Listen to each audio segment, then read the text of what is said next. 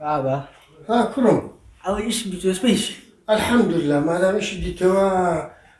ايش شباش كو جنيش دو دين ان شاء الله بحول قوت اخوي ما رشتاش شلو دعدني بارك شباش باشا اوز بكافرين اوز ممكن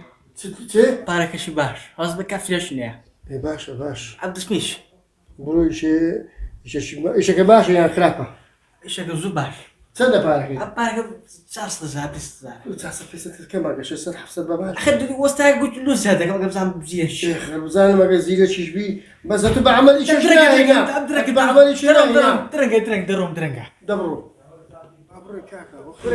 نيجي واضح كاكا صدق اجيب كوتوا دي مزقف زي كله ما شاء الله فيس فرزي خوي سرب فرزي خوي داناك دائما لما رينا زعما دود شر تاع امن يا اتو ولا من او ها وقت ما نسمع مزقفتي وفيديو ولا تسمع مزقفتي مختار ايش بما كسر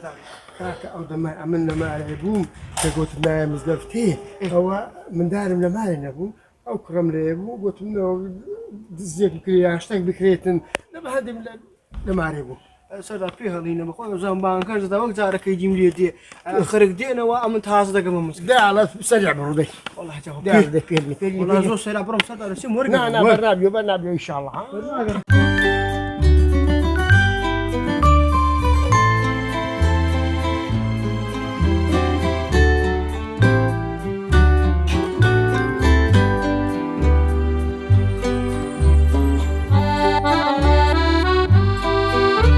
كاكا صدق ما شاء الله ملا بفي انا تايك الحمد لله عليه والله والله قليبي او بو سنه تكلك سنه تك والله هم لبرت قلت انه قلت سافي شاش يشتشيها با زوتينو يا ميانك ما بيتن يكون زاني كوا يعني اخر من متى عليه والله يا ربي فاخر من نداتي يا ربي كاكا صدق بريتش بلي ابا بيني خوما عم اقام لي بملا سوز ديبك اتو سرتا كده كده ما مصطح هستو تنغ نفسو عيفتنا نشوف سنه مكه هنيجي كبت هذا تو كاكا سهوي يو سوزدج سهم برت سهوا والله صدارو كدس الله قلت مدري بكو زاي قديم اخذ منوك بدبيو رحمه الباب باخذ اختياري بابا بسجم داسق بيو كاكا تو نايب تندانشين برو ورا ودي تبتا برو ماري خوتا بعد لي ندن كاكا باري تشو تاني لو بريا كورا وتماري من يمتك متى دبرو بارتين دبرو يا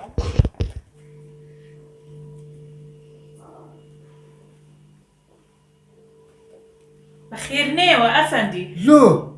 أو بابا برادنا لي هر دستك جو سلادة يعني سلادة چی تيدا بويتا كانتوري بندستيوي خبرها ما خودريناك تدريناكم والله بيزار بوم بجدي يعني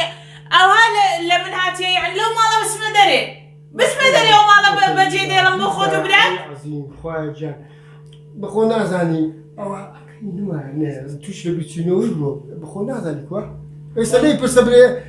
نيرايت خواجه هيك نازاني والله إلا من عقل تركاك يعني أو دت سلادة دكاتة وسلادة كوشي دكاتة ولا بصدقي أو يا باشا كده خواتن بس نا أو يا أجاي لمش كنيا كدليتن أو مالا بيزار دبن بيزار نابن كاكا والله بيزار بو علاجك لمن بكاكا أنا خوم دستينا بخوي خوم دستينا لو خدستيني والله خوم دستينا من خفتي وبيزار بو مليتان ما شاء الله مشتري لما رمى كوتاينه